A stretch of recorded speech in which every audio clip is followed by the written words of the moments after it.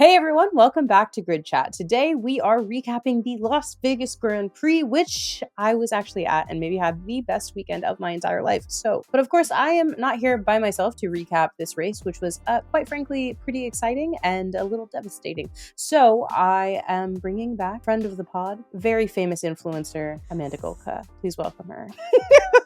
You have said that several times this weekend, and every time I want to stab myself. But it's funny every time too. You know what I mean? Like, really is hilarious each time.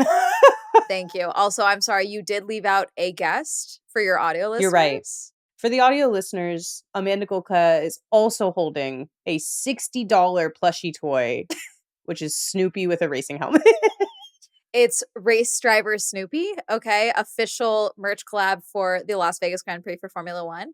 Very serious, very dedicated guest of the pod. He's a big fan. He's excited to be here, and you were going to race him like that? Crazy. You're right. I apologize directly to Snoopy. I hope he can accept my condolences and deepest regrets.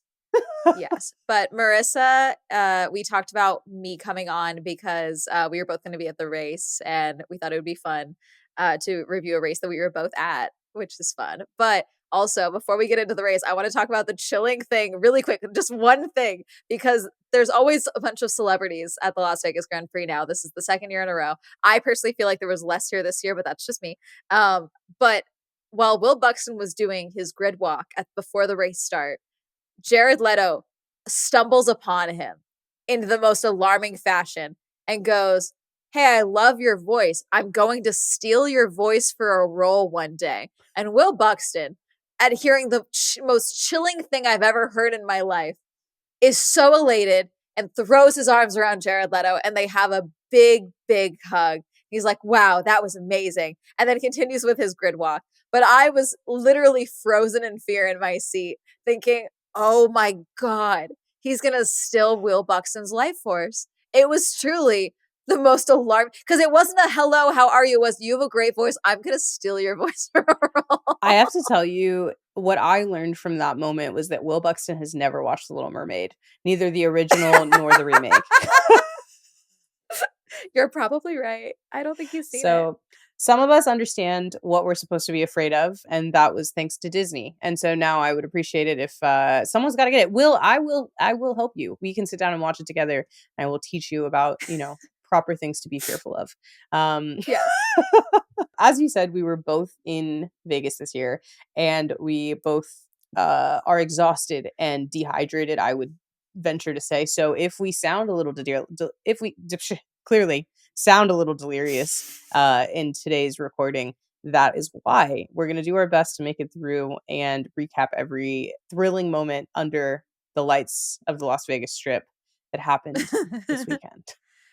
Yes. I saw so much conversation this weekend, I think, because Vegas is so glitzy and glammy of like, oh, I wish I could be there, and like it's so expensive and all these different things, which is all true. But one thing I do think is important is, depending on like what you want out of your race viewing experience, it depends on like whether or not you should actually invest in going to a race. Because if you want to catch every detail of the race, know everything that's going on, there's no track in the entire F1 schedule that is going to give you that experience. There are varying levels of being able to understand things, but like being at the track, you're going to miss a huge amount of the race. It's really just about like the fan experience of being surrounded by other fans, the excitement and all of that. So I do think that that's like a major thing, is you do really hearing those cars rip down the track. As someone as well I've been to a variety of races as well, had a variety of different seats now. I definitely think that, especially if you want to see as much on-track action as possible, like at a race, a like permanent circuit is going to be your best bet. A permanent track like COTA, like Suzuka, that is probably the best viewing experience I've had. Let's get into the weekend itself, because there are a couple of things that like are specific to that I want to talk about, specifically with the fact that this is the new race director's first race. There's also been a number of like personnel changes, like the CEO of Liberty Media stepped down, which had larger implications for news that came out after the race, with an 11th team joining the grid. We have so many different weird things that happened. So going into this race weekend, I'm curious, because you actually were at both races, and I watched Vegas on TV last year and then obviously was at this race this year. For a second year, I do think that they made made some to the race specifically, there were a number of issues at the track as, like, a fan, and those experiences that still need to be resolved, and also the ability to Mhm. move around the city, the way the traffic works, blah, blah, blah, tons of issues. But in terms of the race itself, it feels like they managed to deal with some of the issues they had last year. We didn't see a safety car come out. We didn't see any crashing. We moved the race up so that it wasn't so cold last year, like as it was last year. The drivers were still exhausted. Teams were still exhausted with it being a night race, but moving the schedule up did seem to make a difference. And no manhole The covers popped race off. is actually the race itself is actually later in November than it was. They Oh moved no, I up mean free like time practice. Yeah, in the the time race of itself day. was still at yeah, the race Yeah, itself 10. is still at 10. That was always at Yeah, 10. yeah, They yeah. moved up originally the practice and everything started at 8 last year. Yes. And so that was where all the delays happened and they kicked me out at 1:30 in the morning. But yes, you were totally right. They definitely fixed a lot of things to deal with the team exhaustion. And also what I do appreciate as well is a lot of the drivers clearly had conversations with their teams, or maybe their teams just did it themselves, where they were like, hey, we cannot be filling your daytime schedule and your race night schedule. So a bunch of drivers did things like activations, meet and greets, all of that earlier in the week than Mhm, during the days of racing, which I know fans were some were annoyed about. It's like, oh well, I'm not getting to town until Thursday and everything's happening on Tuesday and Wednesday, which I do get. But also it's like if this makes it easier for these drivers to adapt to the time, and then also so that they are getting an actual good amount of sleep before strapping themselves into a rocket ship, that is preferred. And agreed. then even then, like even when it comes down to like the manhole covers, like those were all cemented over. It seemed even this time they didn't even just risk welding them down; they cemented over everything. And Mhm, even you and I saw when we were walking one day, there was one section of the track where it doesn't even. There was a couple of overshots at that section of the track. It was off in mhm. front of the Fashion Show Mall, I believe. I don't remember which turn that is off the top of my head, but we saw when we were walking one day after I think it was Friday or Saturday when we were walking to the Friday when we were walking back Friday when we were walking to back, get yeah. yeah, walking back to go get ready to go to the circuit. We saw them welding down yet another manhole cover that was off track, like off the racing line, because they were worried about people going off track and then sucking up that manhole cover. So there was even, I think that was good. There was a lot of overcorrecting, it seemed, which Mhm, worked really well in some instances and worked really bad, like we saw with the fan instances. I do think a lot of the fan elements were overcorrected to mhm. deal with cost and things like that. And that's what led to some issues and some complaints I've seen. But as far as the circuit goes, I really do think that you're right. I think they adjusted a lot of things. The other thing that I have been told on every single platform, if I don't discuss it here or on my video, the bridge covers, because you can't watch things for free in Mm, Vegas when it comes to F1. They, believe it or not, things were better this year because, yes, though they use the metal sheeting on a good deal of the pedestrian bridges on the strip, which is for safety and coverage and things like that. But this year they used metal sheeting instead of the plastic sheeting, the blackout curtains, because people cut that last year. So they decided to opt for the metal sheeting, which makes sense. They did not cover or put up the blockades that cover the actual escalator spaces. So people were able to go up and down and watch the race for free, and people were very annoyed and they were like, she better cover this. And I was like, yes, believe it or not, this is preferred to last year yeah, when they had security literally yelling at people, if you wanted to watch you should have bought a ticket. This right. was better, where they were like, yeah, sure, if you want to go up and down, we don't care, like go for it. That is Yeah, preferred. there was a lot of conversation about what was wrong last year, and also, again, last year was their very first time running this specific race. There have been races in, like, there have been Formula 1 races in Vegas before, but this is the return and the first time they're running specifically this in circuit. specifically in the parking lot of Caesar's Palace, so obviously this is a Yes. hell of an upgrade. Yeah, very different vibe. So Yes, I think I yes. was impressed at least to see that some of that criticism from last year was adopted. I think there's plenty of criticism to go around again this year, as again, it's only their second year. I spent Thursday in the Paddock Club. Friday, I spent in a turn three suite with a really lovely brand named Dermalogica. And, and Saturday, I was in the T-Mobile Sphere Zone as a guest of the circuit itself. So I'm very grateful for my experience. I had a very lovely Mhm. experience. And yeah, so I had a great time. But I will yeah, I'll cover all of that. I'll break it down. I'll show you footage. I'll talk about my That one, coffee.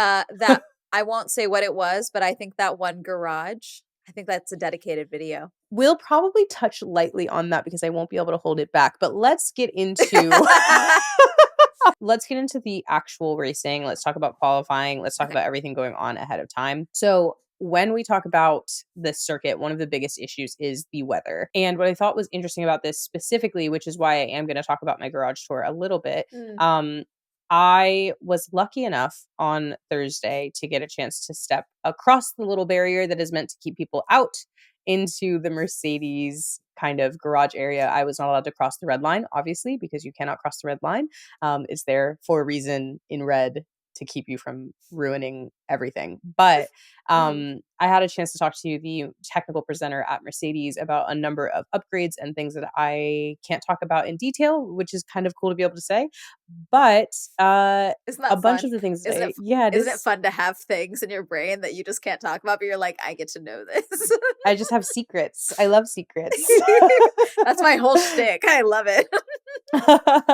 And also my biggest piece of advice from this weekend, additionally, is whether you're just a fan or you're a creator, always ask questions because that is what often gets you into these spaces. Like, I had no garage tour on my schedule. There was no reason I should have been Mhm, invited past the line of like stay away from here. And the only reason was because we were asking questions about like mhm, things that we were interested in. And when people who work on this in this sport or any other thing are realizing that you have like a genuine interest in something that they eat, sleep, and breathe and feel like no one is listening to them talk about, there's so much more interest in continuing to show you those things. And so like because we were so curious, because we had so many questions, because we clearly knew about the sport and had a deep interest in it, that's why we were invited into that space and shown mhm. more information and shown really cool things that like I never would have ever had a chance to see. So ask questions.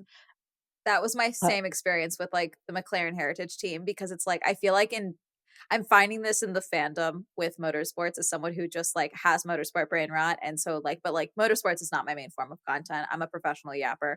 I've just found a way to work it into my content, but, like, as someone who, like, my whole shtick with Flow Entertainment is, like, ask your own questions, like, find your own answers and, like, make your own decisions. The utter, like, disdain for curiosity in this space feels very alarming to me in a sense. Everyone wants to be right 100% of the time. No one is open to being like, "I don't know the answer to this, but I would really like to know the answer to this." Like, even something as simple as, like, me asking about, like, "Hey, I have questions about the giant F1 sign on top of the Grand Prix Plaza building that's always on." People were like, "Every light in Vegas is always on." And I was like, "Okay, it's called curiosity." Like, I'm right. curious why this thing off the strip is just perpetually blasting at all these lumens. And they're like, "Well, I feel like it's common sense." It's like, it's common sense that this building that no one's allowed in, not during the race, is just always on. How is that common sense? I have questions. Why are we not allowed to have questions? But it's the same thing. People like, it's not fun for a team to like talk with someone who thinks they know everything. It's Mhm. fun for them to like have a dialogue and be like, "Oh, I'd love to show you this. You want to know about this? Let me tell you about this." Like, that's fun for them. Right. No, and also, like, as we're going through, like, first of all, to the people that are, like, rude about questions, find a sense of whimsy. That is, like, the most Yes, important thing. exactly. Like, Curiosity and whimsy. Exactly. please, seriously Snoopy seek a sense of whimsy. But, Snoopy like says ask questions.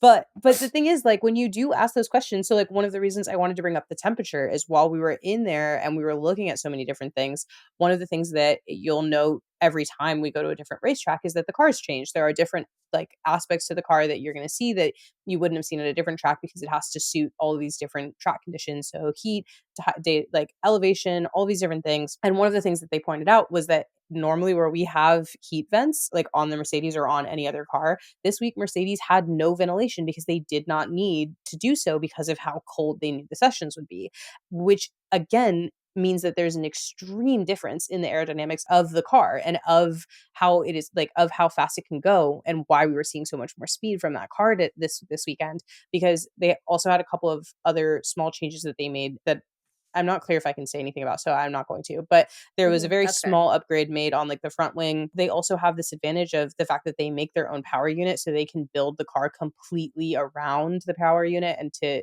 fit completely snugly, which customer teams like McLaren can't do. And so there's so many little facts that you can see, but specifically the lack of vents this weekend was so interesting to hear because we're accounting for a drop in temperature by trapping more heat inside the car and then Mhm. allowing that heat to like not having to ventilate that heat means we can cut through the air faster. We're going to have less wind Yeah. resistance. We're going to have less wind coming into the car. So there are so many little things about this track. Like I think people really shit on Vegas last year and really were shocked by how good the racing was.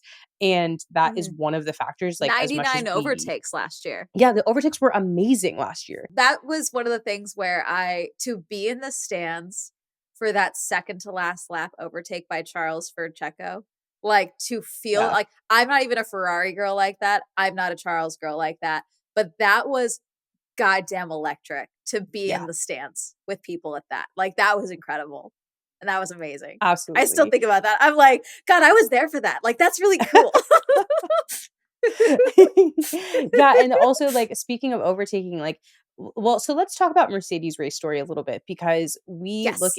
when we look at practice 1, practice 2, Lewis is top of the timesheets for both of those practice Mhm. sessions. George is right behind him doing pretty well. The car itself this weekend truly came alive in a way that nobody expected it to do.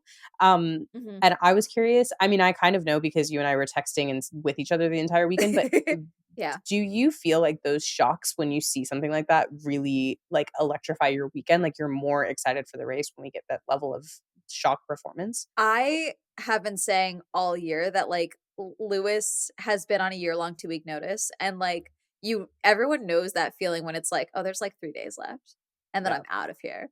And it's like, it's a different electrifying experience, and I was really like, "Oh, we're gonna see him come alive these next 3 races." He wants to send it and make his ex feel bad when he's gone. Like, that's what he wants to experience. Like, I'm so ready. I'm so ready for a triple header domination weekend from like weekend after weekend from Lewis. I was so excited.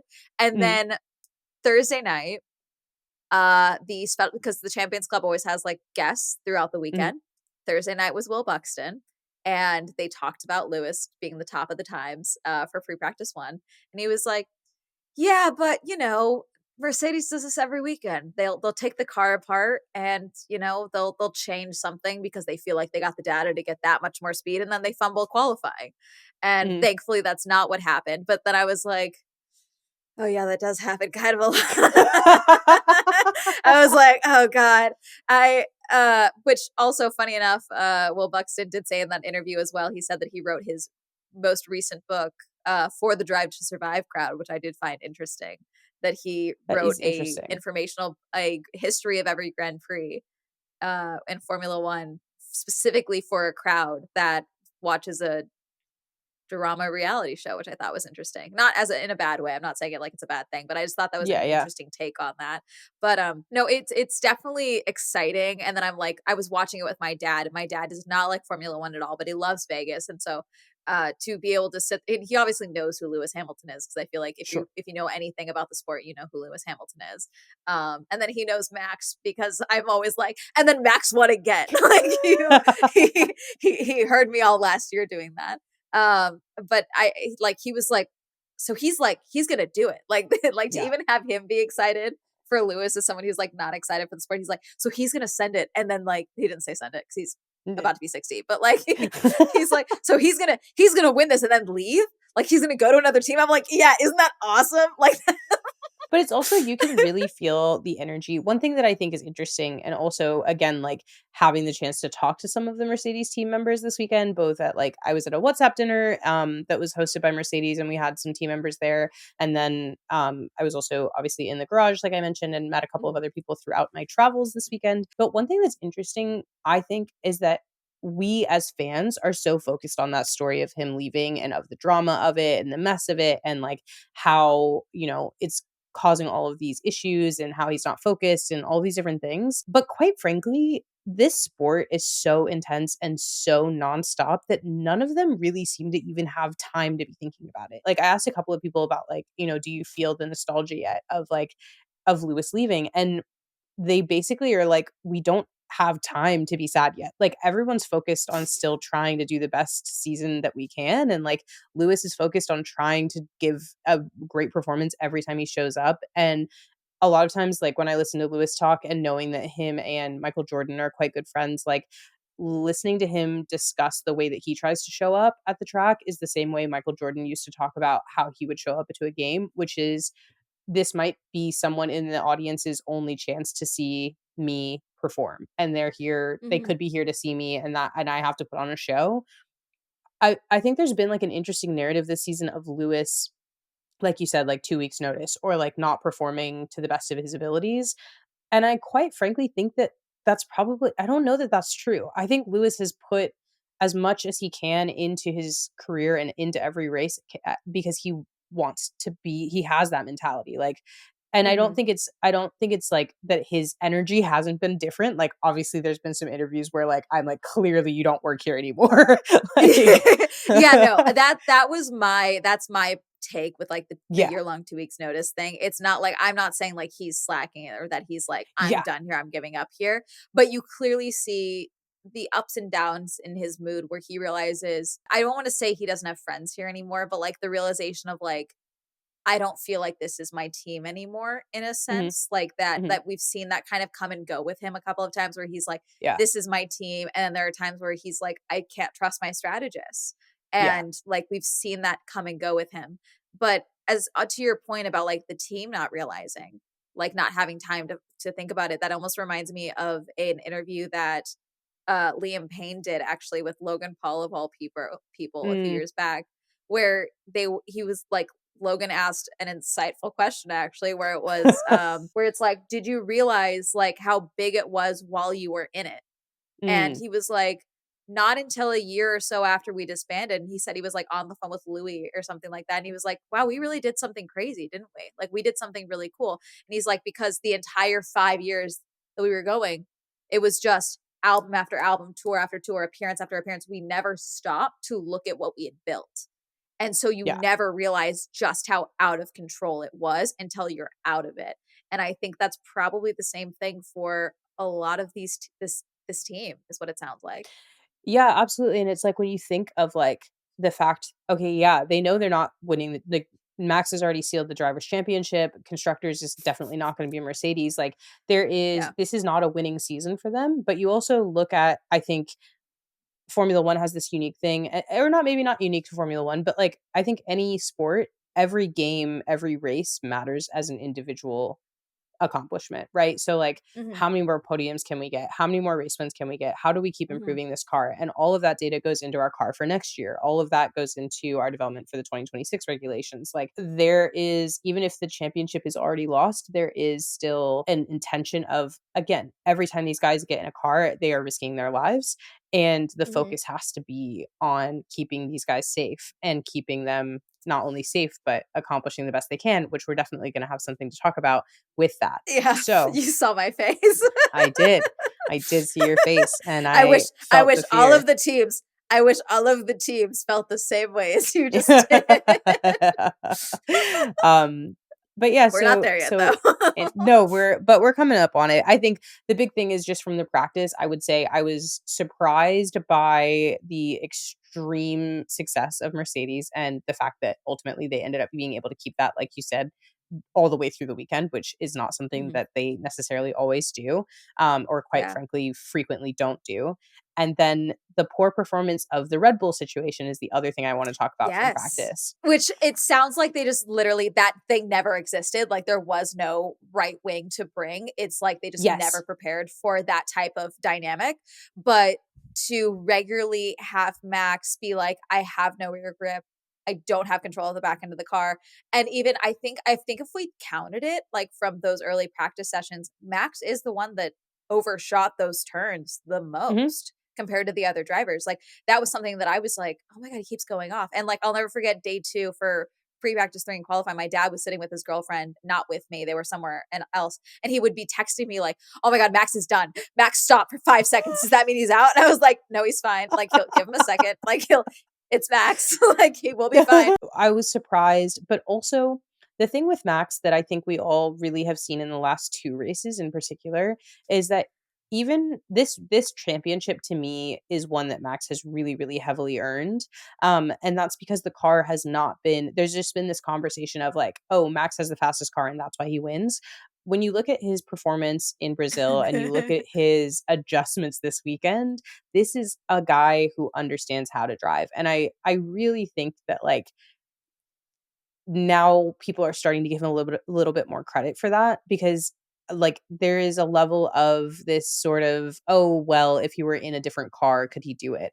And this year he's been fighting the car. He's been Yeah. really, not at the beginning of the year obviously, but for this last stretch he has really been fighting against the performance of the car to drive it in a way that allows him to do what he did, which is win his fourth championship. I think the thing is that we always talk about, or what always gets brought up in this sport is like, oh, if you have the, you can have a mid driver in a good car and win a race, basically. But Hmm. I really don't, I don't always think that's true because I think you can have, you know, great drivers and bad cars and they still can make up points because they're like, okay, I need this amount of pace from this car. And I go back to an interview that James Vowles did when he was still with Mercedes, talking about how Lewis is just an octopus all over the steering wheel. He's playing with Hmm. every single like knob and dial trying to get just that much speed and control out of the car as he can. And it's like that and the way that Max drives as well. Like, yes, Max can occasionally be a little terrorist on track, which personally I respect, but like there's just different elements of technical driving that like learned skill because yes, Hmm. talent, great. Talent's fun. You can have a God-given talent come out of the womb with a helmet on, okay? But at a certain point, if you're not maintaining that and you're not training and you're not constantly learning and developing and putting yourself in situations and getting yourselves out of them, you're not going to develop as a driver. And Max has constantly developed as a driver year over year. GP said it this weekend. He's like, I think the people are most afraid of Max learning and getting better year after Yes. year because he's already that good. And we see this as well with Lewis, where it's like Lewis is the GOAT. That's Mhm. undisputed. Lewis is an incredible driver. He has this incredible ability to learn what he's done and how to fix it and do better and go. And I think as soon as he is in a team where he feels supported, he is Mhm. going to once again be fighting for that championship title. I really do believe that. And so I'm very excited to see how he does at Ferrari, but yeah, with Max, yeah, he was fighting the car the entire time. He went off the most, but when it comes down to it, he can just he'll complain, which I respect someone who can complain while getting the job done. I'm not one of those people. It's like, oh, he did the job without complaining. It's like, no, no, no, no, no. Sometimes you just got to get it out. You can do Yeah. the work and also bitch and moan. I And think also that's complain. fine. Yes, yes. Sometimes you listen. I need to not put this in a wall, and if getting my frustration out is me swearing into the radio, I'm going to do it. Okay, Do you and know I what is think that so Max funny is is just I'm do you know what's so funny go is for it. I'm listening to you describe this right now, and so many things about our relationship just clicked because there are moments there are moments that happen where we're together and something happens that's like objectively not cool, and you lock in into an immediate amount of like, "That was not acceptable, and I will let you know that," and I very much lock into like, I'm just gonna let it roll off my shoulders and I'm gonna move on and everything's fine. And it does make sense that Max is your favorite driver and Lewis is mine. Well, that's the thing too. Max is my current favorite because I am a Lando girl, but he's been Yeah. annoying me. So Max, who is just who is like that's why I also like Yuki because Yuki vaguely hates the job that he does that he's very good at. Mhm. And I'm like, I Yeah, very respect fair. that. Yeah. Yeah, it's But just no, so but funny. like I was just listening to to it. I was your like, yeah. like I will immediately make it a point. Listen, I have made my job over letting you know my opinions. This is how I have the ability to do what I do. But I'm also very good at what I do. And so same goes with Max, you know. But even then I feel like Lewis as well has gotten better at after the fact saying, "Hey, I was not happy with that." And we Yeah. saw that with the whole DSQ thing with George, where he left he couldn't even take the trophy that day. He left Mhm. already. He was gone because he was so Yeah. frustrated with his team. And it's like, yeah, that some he is the person. I don't want to say he's the person to walk away, but he's Mhm. like he's at that point where he is this group is not serving me. This is not the environment I should be in. I should take myself out of it. And I Yeah. do think that is um I do think that's the bigger man move, frankly, to be like, this is change is going to be scary, but it's also where I need to see what could happen type of thing, you know? I feel Yeah. like I butchered that explanation. No, no, I think you're right, though. I think there's this level of sort of like, why continue to have a petty back and forth if I'm moving on to bigger and better things? Like, there's a Mhm. level of just sort of, or maybe not even bigger and better things, but just like the next chapter, a chapter that he's excited about, a dream that he wants to fulfill. And that's something that feels good. And I think he's working on kind of, I think since Silverstone, the dynamic has been much better. They're moving forward into a space where, you know, they're finishing up. They've got 2 more races together now, Yeah. and I think it's, that's it's gonna close it out.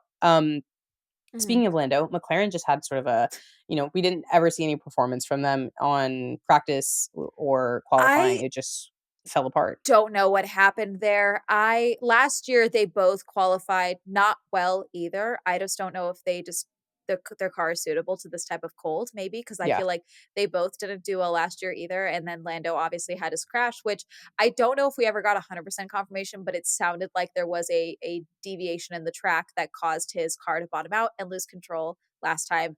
In the same vein, not the same vein as the storm drain getting sucked up, but like in the same vein where it was a track issue that Mhm, caused him to overshoot and just lose full control. Thankfully, Lando was okay, the same way Carlos was okay. And, but this time around, I was just like, I feel like the fight hasn't been in Lando for a minute.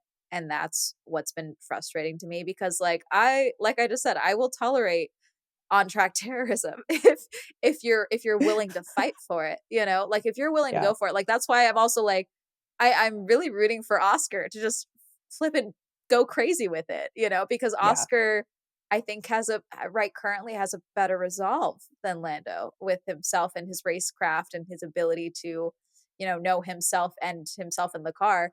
And I feel like with Lando, we've just kind of seen like I do think he is a talented driver. I do think he is a confident driver, but I feel like outside of the car, there's more things that he may need to work on. And I do think it does affect him when he's in the car. And I feel like this battle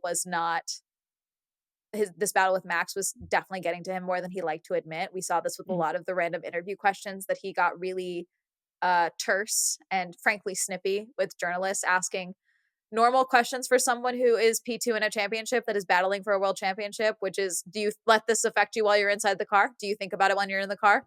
And then he responds with, that was a really stupid question. I hate these types of questions. Like, I, it just gets frustrating to me because I'm like, this, like, if you want to be silent in an interview, if you want to protest, if you want to do a max, go for it. Fully do it. I do mhm, respect that. I respect every athlete's ability to be like, I don't like doing media. I'm here so I don't get fined. I respect that ability. If that's the way you want to do it, do it. yeah. Um, but to essentially just kind of be a little short with someone who is just doing their job and asking a very valid question that anyone would ask someone at P2 in a championship that is fighting for contention. That was bothersome to me. So Yeah. with qualifying, there was a number of kind of exciting moments, quite frankly, because I felt like this race weekend as a whole was a weekend that teams that have not really been shining suddenly really showed up. So we had Mhm. Joe makes it into Q2 for the first time in ages, or actually, was it the first time this season? I I think. think it's his first time this season. Yeah, because he for some reason that car just does not have qualifying they for some Yeah. like Valtteri has done pretty well with figuring out, okay, how can I get just that much more out of the car? Joe has not had that level of success with the car is what it seems like. So the fact that he was able to get into Q2, I was like this is a huge deal. This is a win. No, this is huge. this is a I win. was so happy for him. He qualified 13th. I literally was like, Joe, are we for real? Are we good? He's I like, was "I will so be a reserve happy. driver." He was like, He's "I like, will be a reserve driver next year." "Keep me in the sport." He's and also, quite frankly, because this is actually gonna put a big change into things, which is that we have an 11th Mhm, team potentially coming in 26. So all of these drivers that are leaving the grid this season are mhm. fighting for something completely different this year, which is now right now, everybody's just fighting to stay near Formula One because there are going to be two Yeah. seats that we're not going to be there in 26 that they just need to get to. So, They will it be also have to Joe? I deal don't with know. they also have to deal with me because I will delusionally throw my hat in the ring as someone with 0 super license points and 0 formula experience whatsoever. Yeah, But why I not? will I think be the two of us could win. I think it'd Yeah, be good. yeah, we can totally get in the team. Yeah, We're surely I could be the available. on-site self-aware fangirl at least and be like, "Listen, that was stupid. Let's do this better." Exactly. So we've got Zhou into Q2 qualifying 13th, which I was thrilled about. But It then was we so great. also have something that we do have to discuss that's a little bit more serious, which is Colapinto's crash. It was a 50G crash. It was really nasty, and he Yeah, was it obviously was sent to the bad. hospital afterwards. He did get out. He, unlike Brad Pitt, did not fall dramatically to Oh the my ground when the god, safety car yeah. came. We didn't even talk about how Apex, the Formula 1 movie, it's just called F1 now, but I'm still calling it Apex because I thought that name was better, frankly. Uh, Apex, was filming this weekend, which I did get to see a little bit of their garage. I did not get to go in. It's a fake garage, obviously. There's, like, no Yeah. actual garage, but it's, like, where all the team they had people in the team kits around the paddock and stuff in, the circuit, which was very fun. And we got to see them do quite a lot of show runs, which, fun fact, those cars are Formula 2 cars, that are Yes. just made to look like Formula 1 cars. And that's why they have that insane popping sound that you hear on the circuit. If you ever hear it, if you're ever on track or you see footage, that's why they're popping their Formula 2 cars. They will fix that for the movie. They will not sound like that. They did not sound like that in the trailer.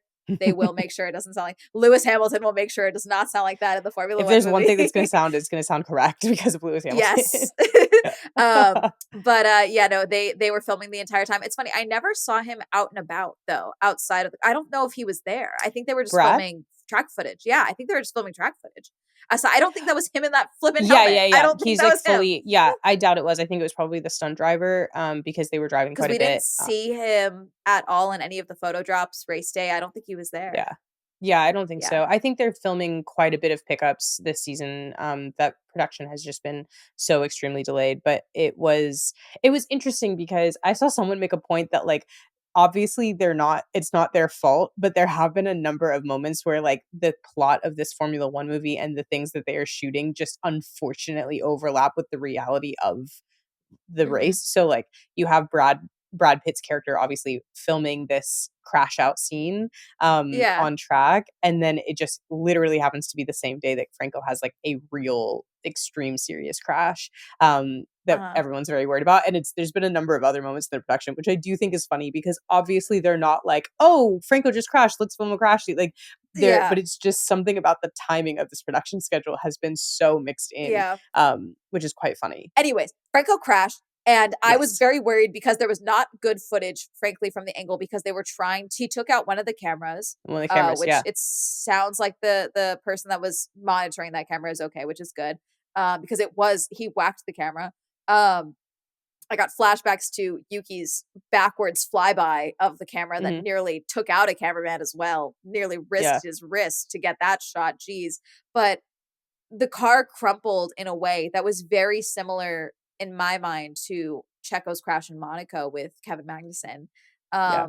where again the safety guidelines for these cars regularly is saving these guys' lives. Like that Yeah, it was could have just been it horrific, could have been really bad. And decades ago, it and it would have was been. bad. It Yeah. was really bad as well, especially because which frankly, we had talked about this after qualifying. We had talked about how Williams released a statement saying that they were going to focus on Franco's health. And I was like, I think there's a likelihood they will not be able to fix the car because there was a lot of speculation about the car going into the race weekend. They themselves said they could not afford another crash. And we were fairly certain that they would maybe not be able to fix the car, but they don't obviously want it to look to sponsors, media, other teams that they don't have the means of replacing their car currently. So I figured they might use Franco's health as a cop out. Apparently, I was dead wrong, and they were not even going to care about Franco's health in It was this interim. unfortunately the And reverse so, because, yeah, we yeah, found they out just now. actively didn't care about Franco's health, which was infuriating and Yeah.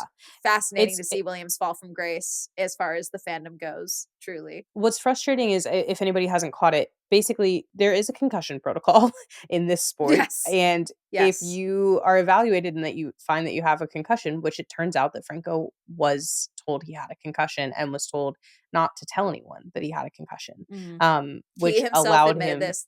This is not Yeah. speculation. This is No, not this a is rumor. In an literally an interview, interview. he said, I was told I have a concussion, but I was told not to talk about it, is Yeah. literally what he said. Which, and then it also sounds like, I think someone else said, or he said, or no, I think it was determined that Williams had just not been clear about his symptoms during the evaluation or after the It seems evaluation it to seems it was not clearance? disclosed to like, Mhm, in the clearance, from what it sounded like to me, it seems like Williams just did not disclose that Franco had a concussion, which is, mhm, what allowed him to be cleared to race, which is frustrating. I mean, it's beyond mhm, frustrating is not even really the word. It's just what I don't understand about it is ultimately, like, there's not a world where it's worth it.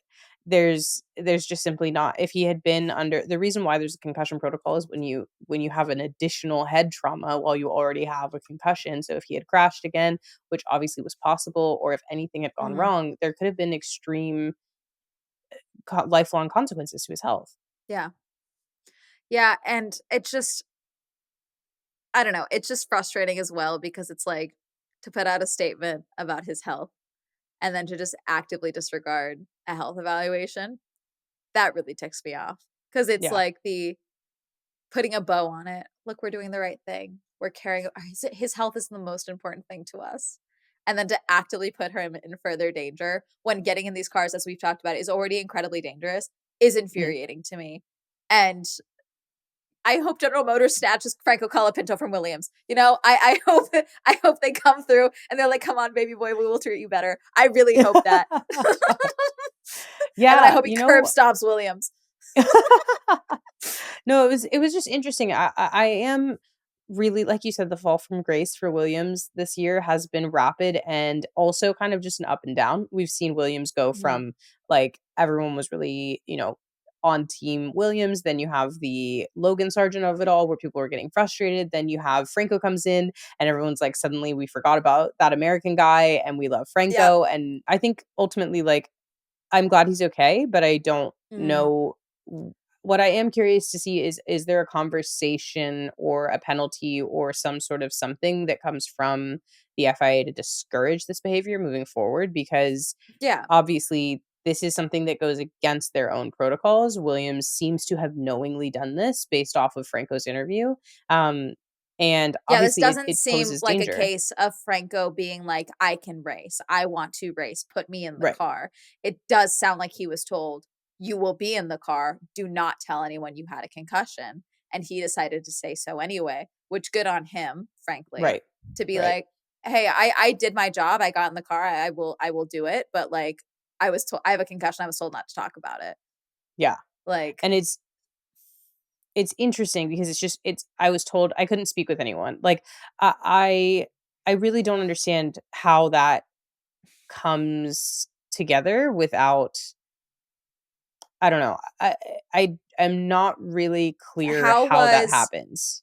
how was an FIA personnel not in that medical evaluation? Because I'm not understanding that. Because is it not the FIA doing the medical evaluation, or is it a separate party? Is it a Williams doctor? How did this I mean, I allow to believe come he to went to the pass? hospital. Yeah, I believe he went Yeah, to the hospital. So I'm not sure, but it does seem like there's some questions definitely there are definitely some questions that need to be answered, I guess, is the question there. yeah, And so I guess we'll see that from whether or not the FIA makes any sort of move. But yeah.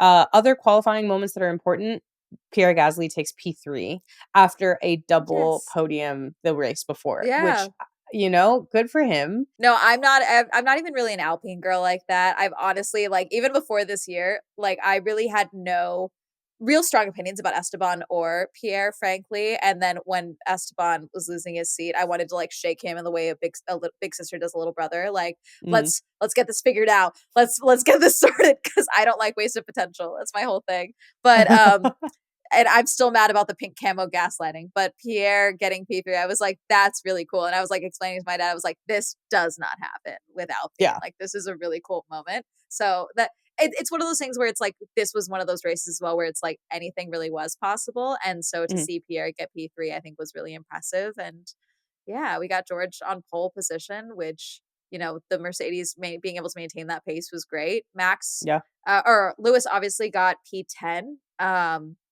But, you know, I which was obviously devastating after a very strong practice sessions, but And also Q1 and Q2, there was no reason yeah, to expect that he would not have taken pole. So, yeah, you know. yeah. it's just it's interesting, and I think that's part of what makes, like, this track like, I don't know, it's one of those things where it's like, Vegas is basically my home race. I'll probably always go. I'll find a way to make it out there, whether I'm, at the circuit or in Vegas during it, like, I will find a way to get there. Mhm. But it's one of those things where it's like, I don't know, I would like to have like, it was very cool to be on site for this, but also, like, to watch this from at home. I'm really curious how different that would have felt, considering there Mhm. was just so many shocks and turns this race weekend, like, Yeah. because of how this new the circuit is, like, most, like, obviously, Franco, this is the first time he's ever been on the circuit, like, every Right. which is obviously not much more than any of these other drivers, but, like, yeah, because did Liam didn't race Vegas last year, did he? Either. So, yeah, this was Liam's first No. time here as well. Yeah. Yeah. Wow, Yeah, okay. it's obviously new to everybody else in a sense that they've only driven it once. So, I think Mhm. you're right. It really felt, especially after qualifying, when you've got George on pole, Carlos on P2, Pierre P3, the second Ferrari with Charles P4, Max is all the way down in P5, and Lando's right behind him. Yeah. There's like, and also you have a Haas, you have Hulkenberg at Yeah. 9. You have Haas Hulkenberg out unlocks qualifying Lewis. I think what was it during P1 or P3? I was like, I remember I posted on my story like Haas sniffs some American air and just unlocks that car or something. Like I was like, it's always funny to see when they do well. I don't know why, because there's like that part of in my brain that just like there's a bald eagle in the back of my brain that's just like, yeah, let's go. It's like, yeah, America. I think Let's there's something. go. Well, you know what's interesting actually, and I think this is something that like we don't talk a lot about in this sport. Everybody else that's involved in this sport does have this level of like national attachment to their Yeah. specific drivers or their teams. Like obviously some of them have more things to choose from. Like, like British Mhm. fans have, different places that they can have their allegiances versus if Yeah. you're Dutch right now, all you've got is Max, but like you're really there for Max. I The really do want to go to Holland and check it out because it sounds like their Walmart is just like covered like their version of Walmart is just covered in Max merch. Like, did you ever see Right. the photo that went around of like all the school supplies with Max's face all over it? Like from like No. somewhere. Yeah, like there was like like I was like, wait, me pulling up with the Max Verstappen backpack, like book bag. That's crazy. Like there was That's lunch so boxes and funny. stuff. I'm like, that's really fun. I But love no, that. that's one of those things where it's like, especially for me going to Japan and experiencing the just adoration that they had for Yuki and like the celebration of his karting days and the Yuki cube that had 4K resolution photos of him that I saw people literally crying to. Like it was incredible. And then to go from Yeah. that to the Miami Grand Prix where there's not even like a cutout of Logan Sargent, like which I Yeah. do think was a combination of a couple of things. I have my own opinions about Logan and how he chose to go about his career in Formula One. And, because I think he was always very focused on being taken seriously as a driver alongside the Mhm. European drivers. And I don't think that was ever possible. And so I think he needed to be in on the joke and lean into being Mr. Captain America to some Sure. capacity. And he was never willing to do that, which he didn't have to, but also I feel like that maybe would have saved him at least for the season. Yeah. But then we've got Mr. Charisma coming in and Franco Colapinto. And so, of course, even as well, like to go to the Austin Grand Prix and to see everyone with the Argentine flags, like, and the messy jerseys, because Franco was like, do not buy my merch. You will be Right. living off of rice if you buy my Yeah. merch. And so people came in with their own merch that they made or like just wearing messy jerseys. Like that was really fun and like really exciting. And like, yeah, we really don't have that. Not really. Like, Yeah. not to say that Logan doesn't have his fans, but like he never really leaned into being the American Formula One driver and like Yeah. getting people to rally behind him. Yeah, I'm hoping with GM we might get a little bit of that, and also like you're saying with Haas, it's like, okay, it doesn't feel like a fully American team because we don't have an American driver, so it's like, okay, when you're talking about, like, a British team like Mercedes with 2 British drivers and Mhm, entirely, like, the national pride that comes with that team is very deep. mhm. Same with Williams, same with, like, there are so many different ways that, like, you see that on the grid and so much Italians national have pride that you have. decided that Charles is their Italians Yeah, decided that Charles is theirs. Like, they're like, "We they're know you're fine from with it. Monaco. We understand, but also you're ours. Right. Right. You So are it's like Ferrari. so it's like, I hope we do get a little bit more of that, and it was fun with Haas, like, to have there were people I will say there were a couple of guys in my grandstand that were screaming for Haas every time they went by, even though they were Lando merch, because they were like, "America!" Like, that is Yeah. fun. I wanna see more of that. I really wanna see more of that Mhm. at our tracks, so fingers Yeah. No, crossed. I'll never forget, I was at SEMA and I messaged Marissa and I was like, "Oh my god, wait, Haas is here." I was like, "Wait a minute, I just realized I never knew what Haas actually made." Like, I knew they were, like, an American company, I knew they were, like, in Yeah. production, but then to see, like, their, like, actual, like, machines and they're Mhm. machines. These They're these things are huge. they're carving shit in metal, like, they're Yeah. doing stuff. I was like, "Oh, yeah, like, I guess that makes sense. Yeah, we can work with this, surely." Yeah. Like No, they're huge, they're huge. There's so much that we could be doing, and I think this General Motors Cadillac partnership coming in is gonna make a big difference for that, Mhm. hopefully. I also I feel like with Haas though, because they have a whole younger lineup next year, they've got Ollie Behrman, who is British, and then you've got Esteban Ocon, who is French. So again, Mhm. no Americans, but Yep. much younger, much more. Ollie, we know, is willing to do anything for a video. We've seen that very clearly. So I mean, it'll be interesting to see, how they choose to rebrand now that they don't have the Hospins Yeah. to be their drivers. So it'll be interesting. Yeah. I think it'll be I see Ollie, like, eating American food, trying, like, fully I can see him going full Daniel Ricciardo for Texas, like, I think they have a lot of things that they could do next year, and I think the bringing Gen Z to the grid is going to affect social media next year, and I'm very excited about it. It's I'm very excited to see how it goes because I told you I was like I told you because we were talking about the difference in auras of George and Kimi Antonelli and Mhm. how that's going to affect Williams or not Williams, God, Mercedes. Because like Kimmy is the type it seems that would hit the whip because a sign in the crowd says Kimmy hit the whip and George is not that guy. Not at all. No, And not so at it's gonna all. be really, really interesting to see how it plays out. I'm, deeply intrigued to see what happens next year. Let me tell you that, and it's interesting because it's like, not to go on, like, a side tangent about that, but Mercedes has not had drivers that match personalities since Lewis and Valtteri, and Mhm, it's very interesting because, like, Lewis and George really do not have much in common visibly, and sometimes their driver appearances are a little awkward, because, like, there's this dynamic where George kind of, like, says something where he wants to be included, and Lewis sort of, like, pokes fun at him, and it's just it never feels like they gel very well, personally, in terms of, mhm, like, they just don't have really anything similar in their vibes, and in Lewis leaving and replacing him with Kimmy, we're just doing the exact opposite thing, where it's like Kimmy is this, like, hilarious Gen Z funny person, and George is gonna mhm, continue to not really mesh with that, so I think it'll be interesting to see what happens. mhm, 100%. So, um, well, to get into the race itself, Yes. I have to say I was impressed with George this weekend. The thing about George's race is that he really, from being on track, felt like there was never a moment where he wasn't in charge of the race. But rewatching the race, Yeah. there are a couple of moments where he really did have to fight to keep position from Charles before things started to move around. I Mhm, do think had tire strategy been a little bit different, him and Lewis would have been a little bit closer in their fight for 1 and 2. Um, mhm. that's neither here nor there, and we do know that Lewis was not very happy about it over the radio, but obviously, I think by the end, everybody was happy to have a 1-2. Everyone was Yeah. congratulatory, no bad Their blood, 60th etcetera. one too. Mercedes' Yeah, 60th one too, which is an very and incredible stat. the 4th 1-2 of this season as well, which is kind of cool. Yeah, 4th yeah, constructors team to have a 1-2 this season, so yeah. that was very This cool is too. overall, I mean, it's funny, everyone whenever they talk about how great the season is, they're like, "Isn't it better than last year?" And I'm like, "I love this sport. I love the racing, even if I know last year, especially who was gonna win.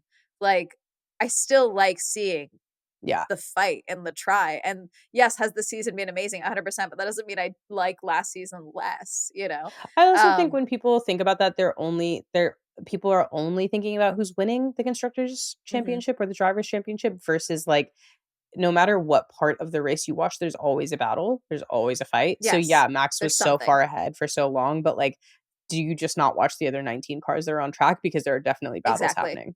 Yeah. Exactly. The new race director, I think it was interesting because there were a couple of places where it felt like there should have been penalties and there were none awarded, and the most the most specific that felt like a big deal was Carlos Sainz in the pit lane exit because the pit lane entry because he comes into the pit lane, crosses the pit lane entry line, and then zoomed back out onto the track, which felt very dangerous, quite frankly, because Lewis was right behind him, and obviously, like, you're completely going off the racing line, coming back in. It seemed like a dangerous Mhm. maneuver.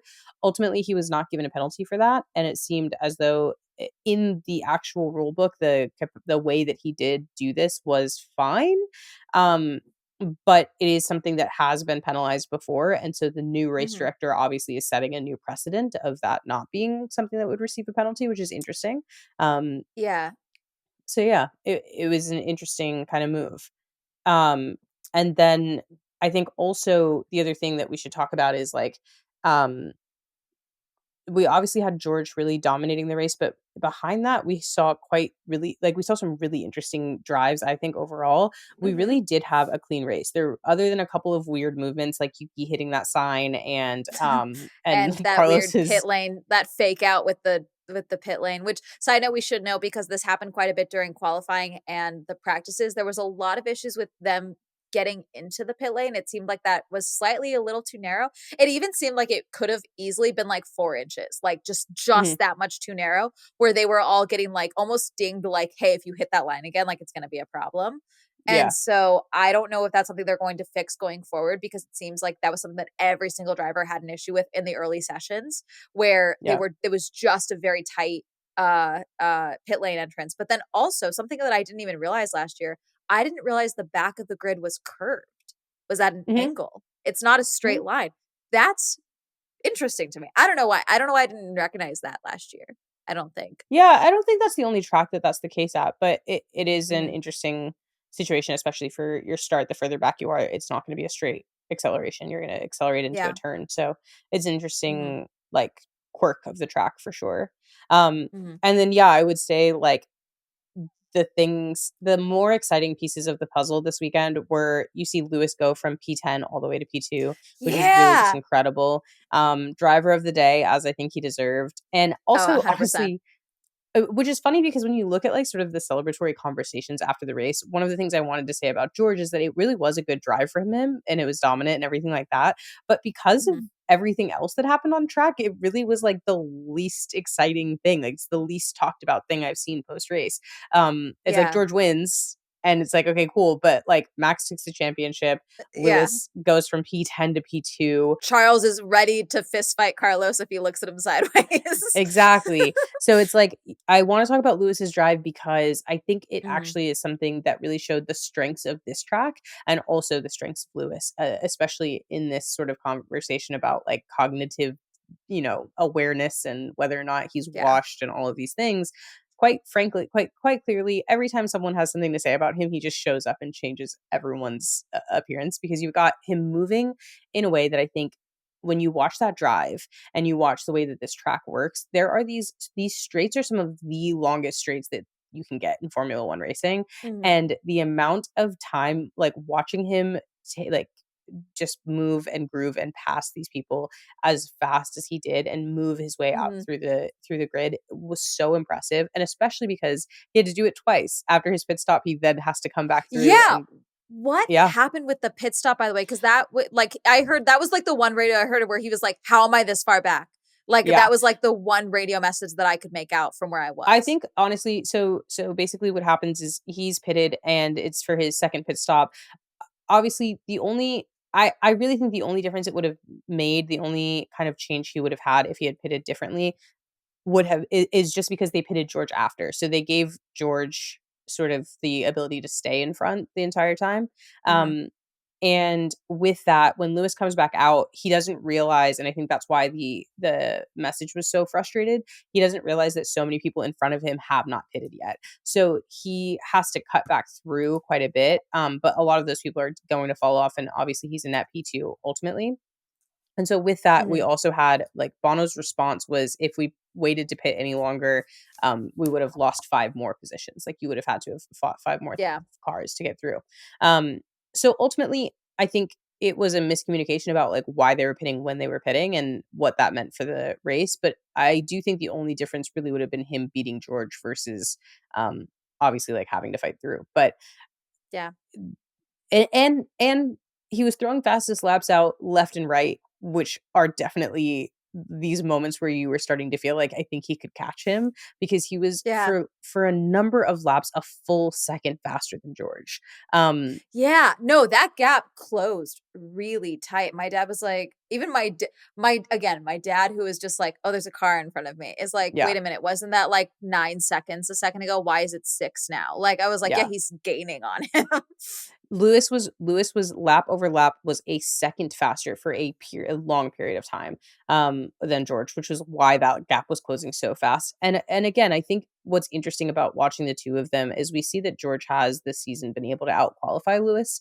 But again, when it doesn't seem to matter where they start on the grid, they always end up right next to each other, and that is oftentimes, not this week, oftentimes is George falling further down the grid, but this week was Lewis really fighting all the way up, and if he had had a few more laps, I think we could have seen a potential Lewis win or at least a really close Mhm. fight for it, Yeah, I which was it's cool. funny, he had me cheering for him overtaking McLaren's, which I was like, "It's the power of Lewis Hamilton. You make someone Yeah. forget their team."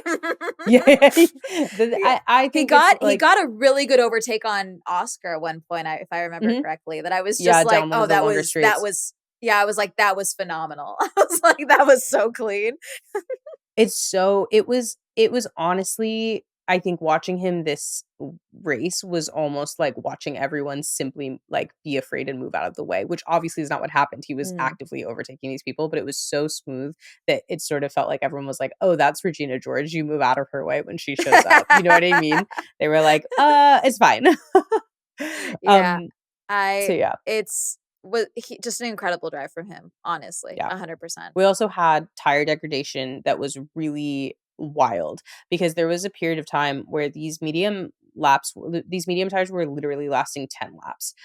There was a Mhm. point in time where I was like, are we going to get a three-stop pit race, like three-stop race? Like they are flying through these tires. And I think that's weather. I think that's speed of the track. I think that's how close the racing was this weekend. There was a lot of time that these cars were spending just quite close to each other. And normally in these races, you're seeing gaps widen throughout. You get like the top chunk, the Mhm. middle chunk, and the back chunk. Whereas this race, we had people very, very close for the majority of the race. Yeah, I feel like, was it Oscar was really close to Charles at one point, but obviously Max gained on everyone and was, like, just kind of, like, there. And then obviously you got Lewis zooming past everyone and just I don't know, just some great drives, especially from the top of the grid, like, even at what point was the, Carlos Charles swap situation? At what point was that? Um, so that was a little bit later in the race, but I think let's talk about the Ferrari of it because it was a little contentious, one might say. The big deal with the Ferrari situation was that Charles was obviously ahead of Carlos. Charles was pitted and Carlos was told specifically not to overtake at the pit lane exit, which he did anyway. Then he was also told to not put Charles under pressure, and Charles was told to manage his tires because he wasn't going to be put under pressure, which was not the case. Which is where we also get the radio message that will go down in history, which was them saying, he's been told not to put you under pressure, and Charles says, "Try it again" in Spanish. Which we should note, because during the driver parade, they did something that I did think was very cute, where they said at the end of everyone's interviews, they'd be like, "Would you like to say anything in your language or like in Spanish or French or whatever?" They didn't do it with Yuki, which pissed me off, frankly, Yeah, because I clocked that. Say, would you like to say anything in Japanese? They didn't do that to Yuki, yeah. but everyone kind of said something in their language that got interviewed, and so I'm wondering if that was just fresh in Charles's mind, which is why he was like, "Ask him, try it again in Spanish." It was definitely salty, definitely sharp, Yes. um, and it obviously continued on because, we get Carlos on the podium, in P3, and it's a situation where it doesn't feel like it was particularly celebrated because there is an extreme amount of drama that comes from that. Carlos is fully not following team orders, and depending on how you feel about team orders or not, they still are discussed. It is still something that is part of being on a team, and yes, Mhm, Carlos is leaving, but they are also fighting for a potential constructors, win. They are closing mhm, that gap to McLaren, especially with McLaren being further back this weekend. And so those team orders are partially about not just about Charles being favorited, it's about the overall strategy to potentially win that. mhm, And for Carlos, it doesn't matter for next year. So it's mhm. very clear that there's not a team player element from this weekend. Yeah, and then also I believe it was, Charles, where there's apparently it has been discussed that there is a bonus in his contract if he gets Yeah. P2 in the drivers' championship, so Lando Not confirmed, got a but rumored. yeah. Yeah. Yeah, but I also feel like obviously Carlos just got his win not too long ago as well again.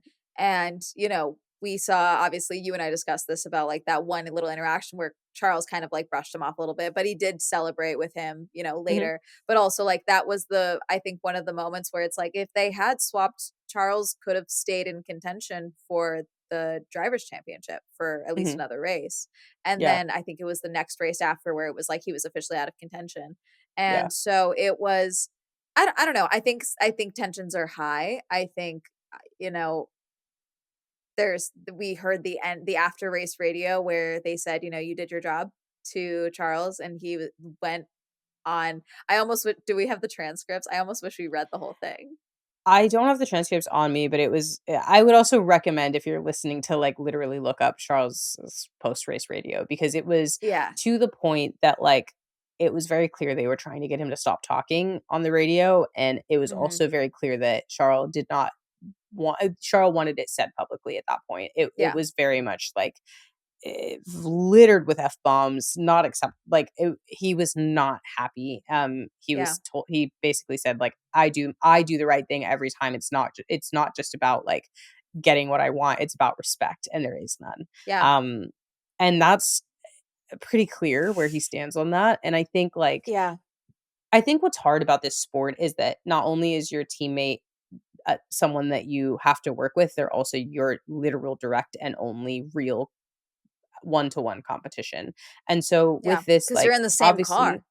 yeah, you're in the exact same car, you have the exact same resources, like, obviously, Carlos is at the point where he knows that he has been passed over. If you were picking between 2 drivers that you keep Charles and you got rid of Carlos, and that's just the case. And so I think the reality has really set in for him in the last few weeks, and he's been giving kind of interviews where he started to allow some of that bitterness to come into his interview responses, where he said, like, Mhm. I feel like the team is really in a space where they can compete for constructors championships and like I'm upset and it's a little bittersweet that I'm not, going to be here for that because I feel like I've been a part of building that.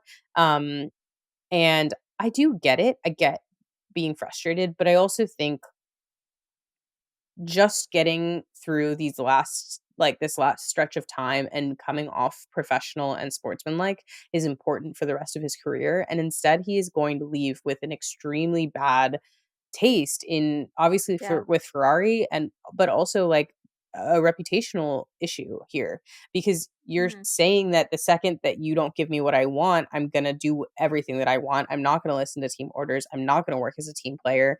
Um Mhm. and he's going to Williams, but he's going to Williams with the hope of eventually making it back to the front of the grid. And I think the more you do stuff like this, the less possible that is. Yeah, and I feel like we've had this belief this whole season where we were like, he's going to be a menace on track because why would he listen to team orders? Ferrari knows that like they Mm, can't give him team orders. And I believe there was a race or two where he did enforce team orders, where he did allow mhm, Charles to move up in front of him and things like that. But like you said, it's like it's the end of the year long, it's not the 2 weeks notice. It's you are being sacked at this date, basically, complete right. opposite of Lewis. And just the belief of like, yeah, okay, no one else is looking out for me. I need to look out for myself. I don't blame him for that mentality because also at the same time, we've talked about this as well as like that's the mentality that makes world champions. Do I think Right. that that's necessarily Charles or Carlos? Not honestly, not really personally. That's just my personal opinion. Not to say that he doesn't have it in him, but I just don't Mhm. think that that's what's being exhibited currently. But Sure. that type of behavior is what we do see win. But then it's like it's usually done more finally versus the playing nice in one factor and then doing what you want the next, you know? It's like we start that early on win with him in Australia. Was it Australia, right? When Yeah, he won Australia. because of the lockup situation, with Max's brake not disengaging. And Carlos got on the radio and said, "Bring Charles. I want us to celebrate this together." Right. And I think that's done a lot of goodwill this year. And honestly, in the moment, I was like, "Oh, that was smooth." Like I Mhm. respected the smooth operator moment of it all because I Yeah. respect good gameplay. But I knew what that was the moment it came out of his mouth, which Well, is at that fine. moment, he didn't have a seat. Like, that was Yeah, intentional branding. yeah, That was like yeah, and, yeah, now that he has a seat and he yeah, knows where he's at, that's where we're at. yeah, yeah. And That's so, branding and for a possible Red Bull seat. That's branding for a possible Mercedes seat, which that he didn't was get. that was the same thing when he came in after his surgery. That was, I am a team player. I'm the baddest bitch around, Yeah. and he showed up and he gave pointers to Ollie, and that was the smart thing to do.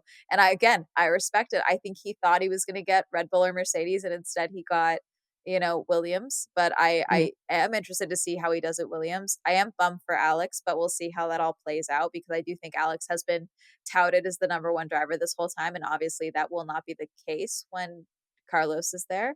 mhm. So it will be interesting to see how that all plays out. But yeah, I guess the Ferrari of it all, it'll be interesting to see how they do going into Qatar. I think also the interesting part of this Ferrari situation really is the constructors championship and the fact that Mhm. I think I think the problem for Carlos and the irritation that I have, right? You didn't obviously there I think the fan base really perpetuates this as well. There is this level of like taking it personally that you are not going to be there next year, and Mhm. that is the business of sports. You are not Yeah. always like when you look at you can a great example of this for anybody who watches basketball is the Golden State Warriors. And if you don't watch basketball, I will explain it enough for you to understand. But basically, you have a extreme dynasty that was built in Golden State. You have Steph Curry, Clay, excuse me, Steph Curry, Clay Thompson, and Draymond Green are this core group of people that have won championships and built Golden State into what it is. At this past year, it was very clear that they did not intend to keep everybody. Someone was going to have to go. The guys are getting older, the money's not there. Steph wants to, everybody at that period of time had team player so to speak, taken less money. There is a salary cap, and there was no way that they could have kept all three guys for next season. And the person who ended up leaving was Clay. Clay did not stand there and throw a hissy fit, knowing like Mhm. you can't just stop playing or you can't just stop showing up to work because you know that your contract's ending. You literally have to do your job. You have been contracted Yeah. through the rest of the season. You cannot just decide that you don't want to do that anymore. And it doesn't matter if you agree with the calls that are being made. It doesn't matter if you feel that it's the right move. You're not the one making those calls. And there's a reason you're not the one making those calls. Like the person making those calls gets paid to do that job. That's who they are. That's why they make an extreme amount of money, and that's why these and I don't know that everyone understands this. These teams are multi-million dollar corporations. That is what they Yeah. are. People get It's not moved. summer camp. It's not. It's not a family. It's not like it's not this business where like, it's all about everyone feeling good at the end of the weekend. It is about following instructions. And if you were in a group project, right? Call it high school Mhm. or work or whatever. One of you is supposed to present 12 out of 24 slides and the other one of you is supposed to present the other 12 out of 24 slides. Imagine you get in front of the team, you get in front of the conference room and you start the production and you start your presentation. Instead of simply doing your one slide, one slide, one slide, one slide, one person just decides, I'm going to do every one of the 24 slides. It's the most important thing for me to do that. Mhm. Everybody would sort of be like, "Hey, that's weird behavior and you can't do that." It's not like that's the simplest way I can put that. Mhm. Like you can't just decide, "Oh, they don't want me next year, so I'm just not going to do what I'm told." It's the at a certain point, like these drivers are employees at the end of the day, and I think that's something that people forget.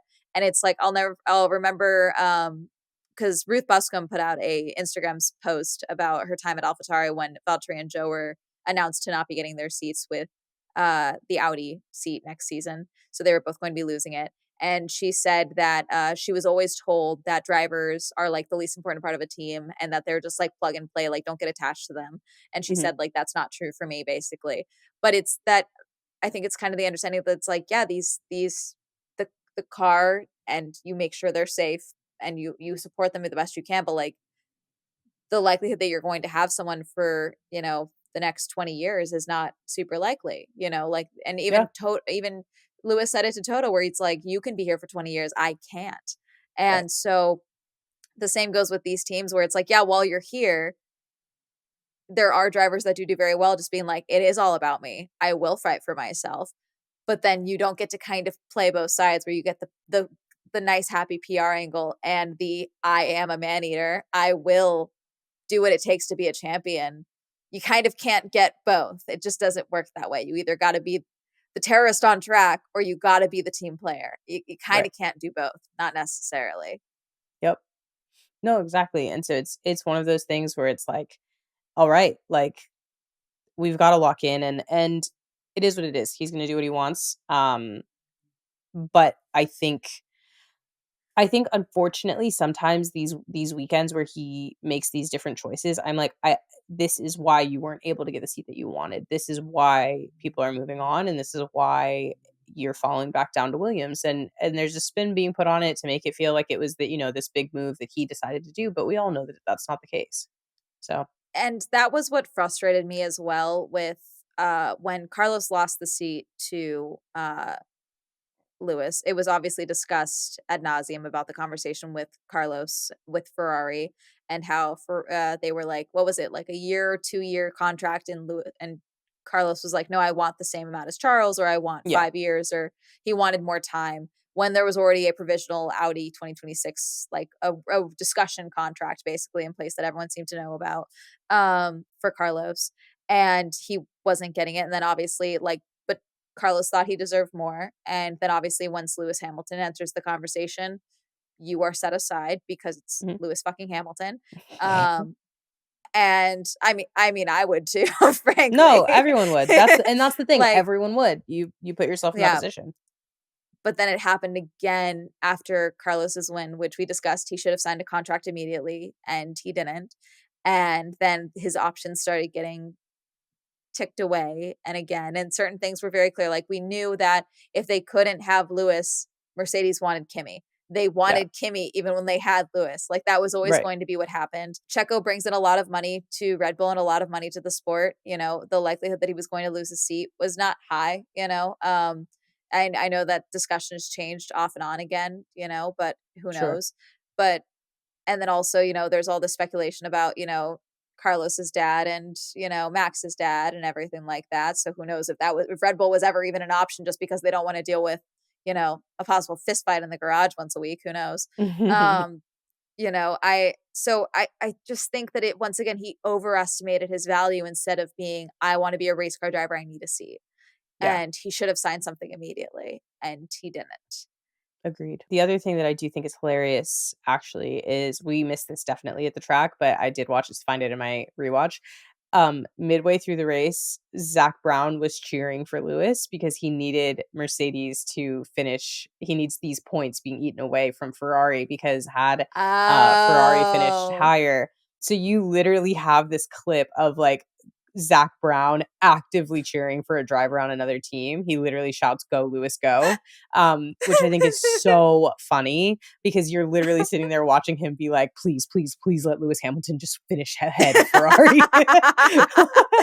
Oh my god. No, there were some good moments like on like after Max won World Drivers Championship, Zach Brown Mhm. went to congratulate him, which is the at the end of the day, if Zach Brown's anything, he's a businessman, and he went to go and do the proper thing, which was go and congratulate Max. And Max was like, yeah, like you said, I could only do it in the fastest car. It was a little different this time around, which was such, I love it. And this is why I like Max, because that was such a sassy little sly little fuck you. I'm sorry, that's what it was, and I respect that.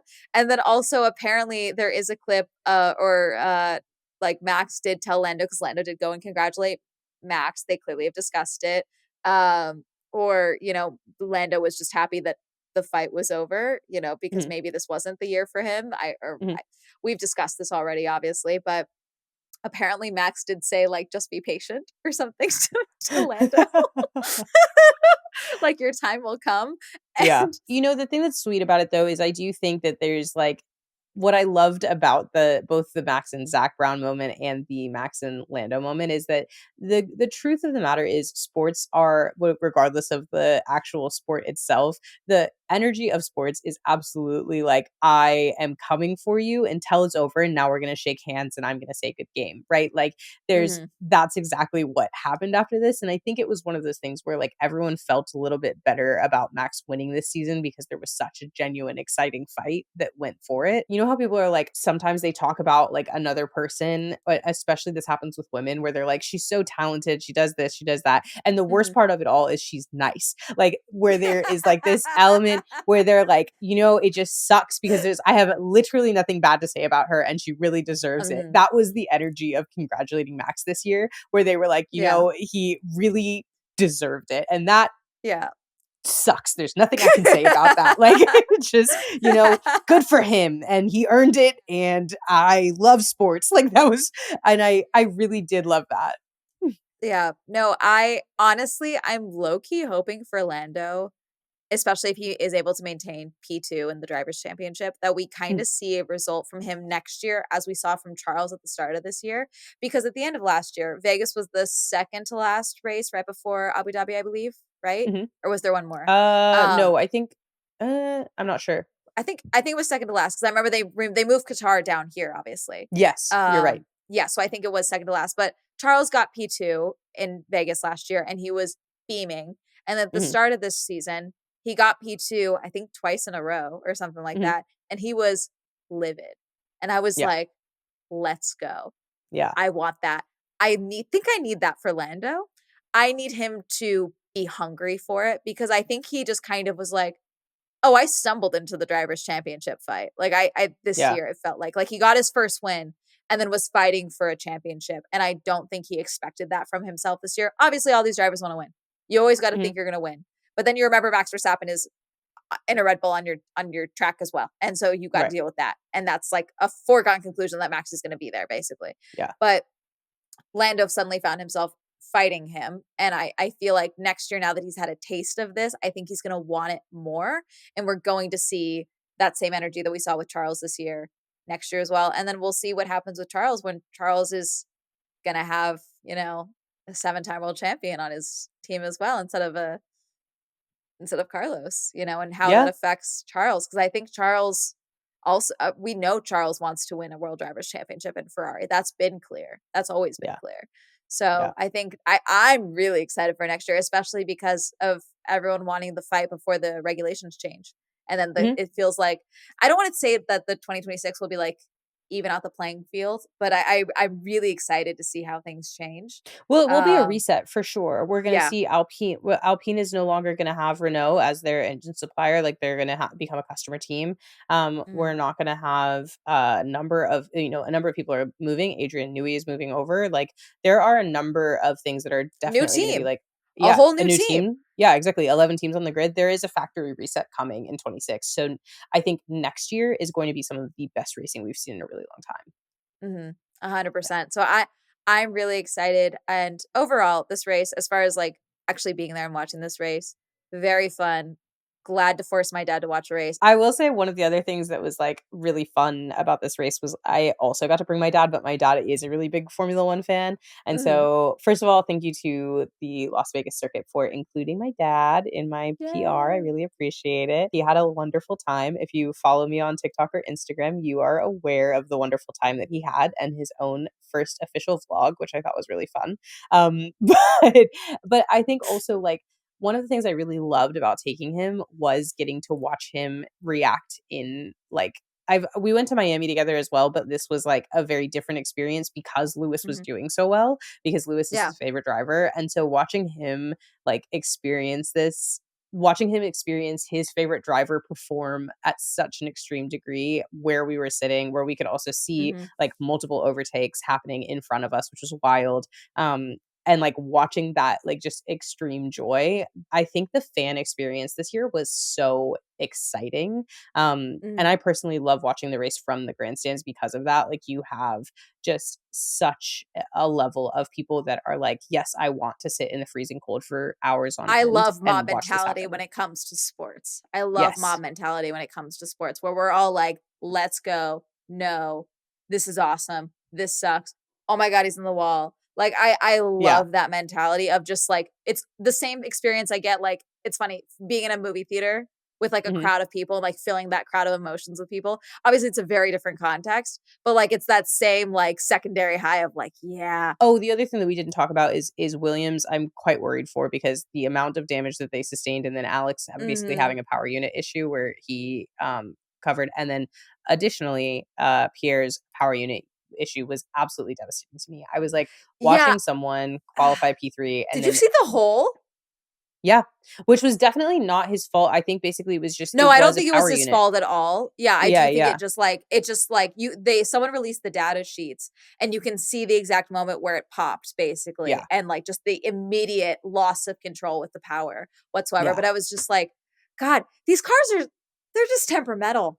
They need a Xanax It's or something. Like they're honestly, the thing is, like, just with all these over the cars, place. every time we have an issue like this, I'm like, there is truly obviously, these are extremely expensive and, like, highly well done machines, but because of how light they are trying to make these cars at all points in time, there really are these moments where it's like when you just sort of blow on them the wrong way, something explodes, and it's so Mhm. upsetting to watch because, like, watching Pierre hit that P3 and then not even be able to finish the race, I was so upset for him, Yeah. especially because it had nothing to do with him. And also the radio of him like saying, I don't have power. And then they come back and they're like, we're seeing it seems completely Oh normal my on our god, that was end. crazy. Yeah. And the Yeah, fear in it's his voice, he's like, I don't have power. Like directly after that, they brought him in and we know what's going yeah. on. But like Yeah. it's just it was a very scary radio message. Like and also I Yeah. think when you're at that like speed and level and you're like, I no longer have control of this car, like I cannot imagine Oh, what that yeah. feels like. Yeah. No, I talked about that God with Checo's crash where it's like you just have to take your hands off the wheel and hope you don't break you hope you don't die. Like Yeah. that for Monaco, like that's terrifying. I'm sure Franco had the same experience where you're just like, I am a passenger. Yuki got turned around a few races ago and flew backwards. Like Hmm. these cars are scary, and I don't like that we Yeah. don't talk about that enough. These It's things are really true. terrifying.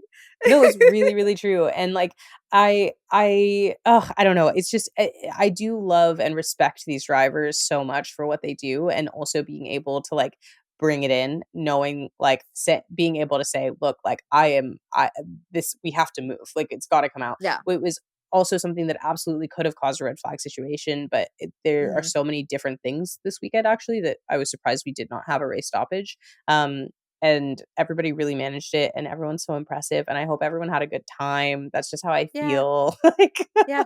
No, during one of my tours for the paddock, because with Champions Club, since there was single day tickets, I got to get multiple paddock tours, which was nice. I got to we didn't get her name, but there is a woman on the Alpine team who is just in charge of their tires, and she is just the entire race day is just like measuring these 40-pound tires and then bringing them like she's in charge of their tires and she's mhm. just doing that constantly and at one point I was like how much does that weigh because she's just and I'm like Yeah. okay I don't think I can do that like that's really cool like that's really impressive Right. Yeah, like, yeah I will say again, like, from my Mercedes impromptu tour, one of the things that I learned was how many people are touching these cars, which is 53 across both cars, and there are people whose whole job is literally just one piece of this vehicle, and knowing how many people are putting this extreme amount of effort, again, is, like, why we know that these are precision racing machines that, like, keep these guys safe at this level that they are, and I don't know, I just this weekend for me really I always know that I love this sport, but this weekend really showed me how exciting and special this sport can be. And hmm I just felt so like I truly still am like vibrating with how special this sport is. hmm And also like how you can have a race that goes from coming into it thinking the teams that are gonna perform, that are gonna be the go-getters that we came in thinking this was Ferrari's race. And to come in and be shown like, we can change 3 things on this car, and now Mercedes is a not only a race winner, but like a 1-2. This is huge. And that's I don't know, this sport is just so special in that way where there are so many elements to it that matter that are not just the driver and strategy. Like there are so many people all the way back in the factory that don't even travel with the teams that are making these Mhm. tiny little decisions. This is the biggest engineering problem that anyone's ever, taking after week for 23 races a season. They are moving all over the world. They are coming into different race conditions every week. They are going from one of the scariest rain races we've seen in a long time straight to one I of the know. coldest races that we have. We're going from daytime race to a nighttime race to just consistently like all of these changes and little things, and there are so many people that make this sport possible, and I just like I don't know, it was a very special weekend. Mhm. I do love this sport. I love being at the track, and, like I said, this is as close to a home race as I'll probably ever get because I don't think F1 is coming to California anytime soon, or at least I'm hoping not. No more US races. As a US fan, we'll cap at 3. We'll cap at 3, okay? Enough. Finito, okay? I do think the energy was really great. I do think it was really fun. I think Vegas did a couple of things that were very Vegas, like the Sphere this year. Someone said that it felt like every time they put the drivers on, we had just lost them to the Hunger Games, which truly Mhm. made me laugh out loud, and I did feel that way. I don't know if anyone Oh, the knows Checo this. Checo being out in Q1 and then him thumbs downing himself, I would put the car on the wall. I would put the car on the wall. I'd be done. I'd be done. I literally I just it was really funny. It was also there was Mhm. one that did I don't know if anyone knows this, but when the Sphere was first, like, opened up, I made a video talking about the fact that it was like my new mortal enemy because of a number of reasons. First of all, it's not a sphere. A sphere is, in fact, intentionally an entire circle. So it is at best 3/4 of a globe. So it's not a sphere. Anyway, it's just a personal issue that I've continued to have. But also the thing that was really stressful about it was like it's so big. And when I was there at the race, like for the actual race day, I was literally sitting in front of it because I was in the Sphere grandstands, like the T-Mobile grandstands. And they did some of these little like driver like activities. You could tell some drivers were willing to do a little bit more than others were for their sort of sphere specific interactions. And one of them literally made me shout out loud, like scream, like, "Oh," like I was shocked by it, and it was because I'm trying to remember which driver it was, because 2 drivers do this. Yuki is one of them, which I thought his was kind of fun, but the other one, I wanna say that it was George, but it might not have been. Someone punches basically out, like pokes out with one finger at the sphere, Mhm. and then it, like, shatters into glass, like he's, like, Oh. coming for you, and I hated it. I hated it so much. I was like, I will not be stared at by these giant men on this giant, silly little globe and like, or not even whole globe. Like, it literally felt like at some point one of them is going to come out of the sphere and attack me personally. And I didn't like it. Okay. I did not like that. Um, Yuki's, however, was adorable because he like kicks it and then all of the glass shatters inexplicably because there's no glass there in the first place because otherwise anyway, it doesn't matter. It just what matters is I was in fear for my life. I'm crying. Oh my god. I have video of it. Like it was terrifying. I don't know how to explain it. And even my video of it is not going to really explain to you what it felt like because it's video. Okay. You weren't sitting there. It's Yeah. larger than life and it really truly feels like someone has escaped in a like if barracudas are behind aquarium glass and you feel fine about that because they're behind aquarium glass, but then all of a sudden Yeah. one of the barracudas runs into it and the aquarium glass shatters, You're you like, would be "Oh, fearful. You know what I mean? This is yes." not good. Even though Despite now the we're in fact my domain. right, And now not now I have acceptable the there. higher ground. Yeah, but, it doesn't matter. If he's got enough of a fight in him, he's coming for you, and he had enough of a fight to break the glass. That's how I felt about whichever driver it was that punched the glass on the sphere. I really I'm felt like he could crying. have killed me. So, I'm I just crying. wanna put that out there, you know? Okay. I'm Otherwise very sorry you were in fear for your life. I did realize that we never talked about the Ferrari challenge at all, and so the same Mm, driver won both of the Ferrari challenges, and I will say I did film a video because he's American, and I mhm. was like, "Oh, so that's what our national anthem sounds like in one of these things." Stop. So General Motors, Stop. you have the chance to change that. You have the We wanna ability to hear it do all the that. time. Hit it with Yes, hit it, or hit it, hit The it. We Haas wanna spins see can it. go out on a high note. We can get Haas out on a high note. We can hear it I feel like we some should point. get because we have so many songs about being American, we should get to, like, rotate them every time somebody wins, Ooh. right? So, like, Party in the Every USA. time. We're just trying to get one bestie. Listen, I need you to understand, if the Haas drivers started winning everything and then Cadillac comes in, there's a lot of opportunities. There would be, in Okay. fact, All right. 4 opportunities to hear the Ooh. US national anthem. So, Yeah. that being said, we've got a lot of options. We've got Party in the USA. We've Mhm. got the actual anthem, obviously, the Star Spangled Uh-huh. Banner. We've Keep going. got Let's see. I wanna see how many of these you can come up with. there's a lot. We have so many songs about being American. What's the other one? You mean what's the just the Chad edit where it's like America. Fuck Yeah, yeah. that one. That one's great. There's that other one. Just Doesn't bald Bruce eagle Springsteen screeching. I would like that, like a techno remix. I think we should bring in, like, Loud Luxury and let them do one, even though I think they're Canadian, but Yes. that's not the point. Um, No, all all I of our know great is talent comes from Canada. but as long as they keep that quiet, it's not a big deal. Anyway, I just think that there are a lot of options here, and I'm open to them. Um, Mhm. yeah. I But I love will it. say, final note about the Las Vegas Grand Prix. We've already said it at least 4 times, but I wanna take a moment to really say it. Max Verstappen is now a 4-time world champion. The Very logo is exciting. so sick. I love it. The A is So the good. 4.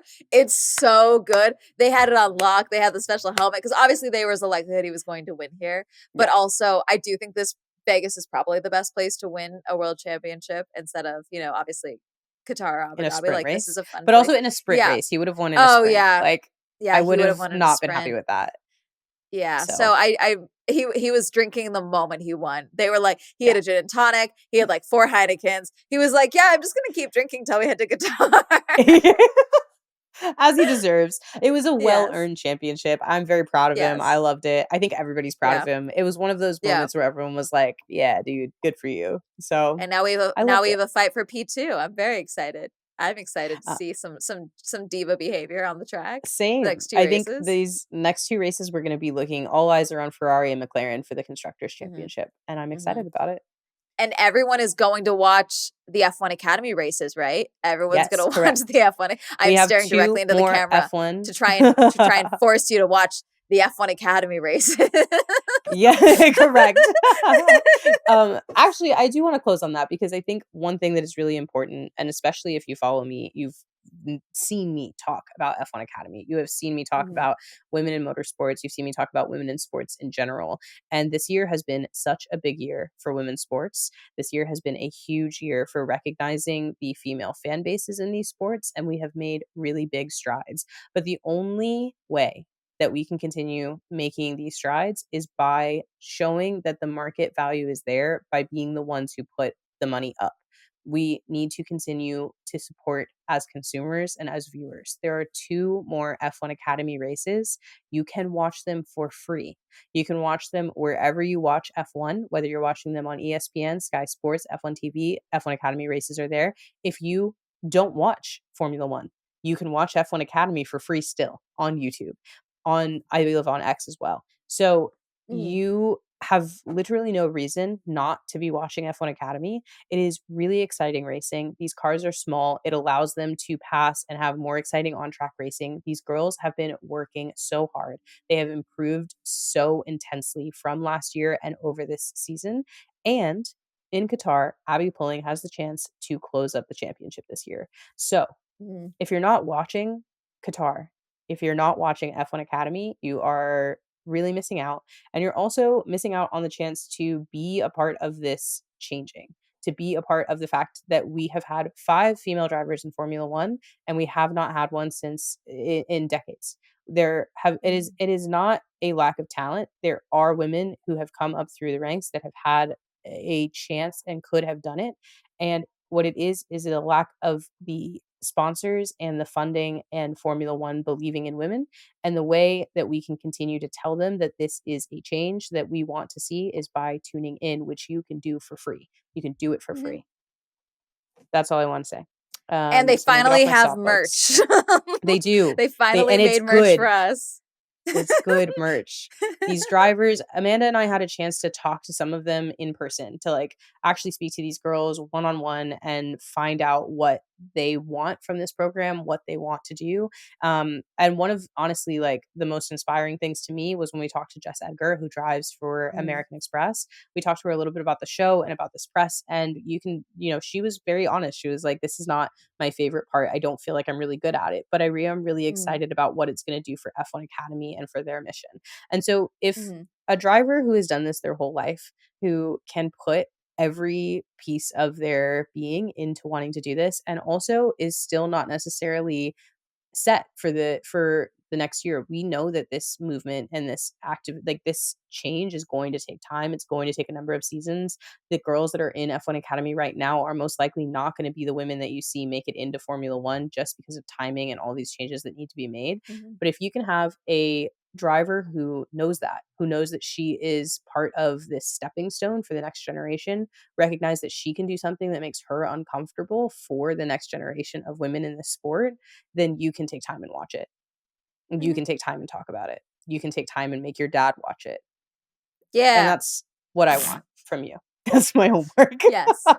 Yes. So there will be an Yeah. F1 race there too, I guess, but Yeah, tune I in for F1 suppose. Academy. Eh. The championship's already decided. Who cares about F1? Anyways, F1 Academy. They're gonna be ripping in Qatar and in Yes. and in Abu Dhabi. Yeah. So And they get 2 races. You get 2 races for F1 Academy. They do double they races do. a weekend. So you will actually get 4 races from them before the end of the season. So that'll be great. Well, I appreciate you yapping with me, and I appreciate everyone who's listened to this most likely 2-hour long episode by the time I get done It is editing it. yeah, it's really long. It's a long one, I but apologize. you know what? We're both yappers. We love to do it. And you know what? You're here because you love to listen. So we love that you love to be here. And we'll see you Mhm. in Qatar. Yeah. Anyways, if you don't want to watch these races alone, you can join the actual grid chat. I host a group chat of motorsports fans where fan behavior is encouraged, and there's no such thing as a stupid question. We watch these races live together, chat about breaking news, and of course, send each other an unhealthy amount of memes. If you'd like to join the grid chat, you can do so at tandemproductions.com/grid chat. There will also be a link to that in the episode description. Once you fill out the form on the webpage there, you'll get an invite via email from me. If you want to connect, let me know what you thought about the episode, or even just ask me another question that you'd like me to cover on the show. You can find me on all social media platforms at Marissa Kamari. And one of the best ways to connect with me is if you're listening to this podcast on Herd FM. You can find me in the community section on Herd FM, where my username is just my first name, Marissa. And once we follow each other, after every episode that you listen to, I'll be able to comment and have a conversation with you directly. So again, my username on Herd FM is Marissa. As always, I've been your host, Marissa Tandon, and thank you for joining the Grid Chat.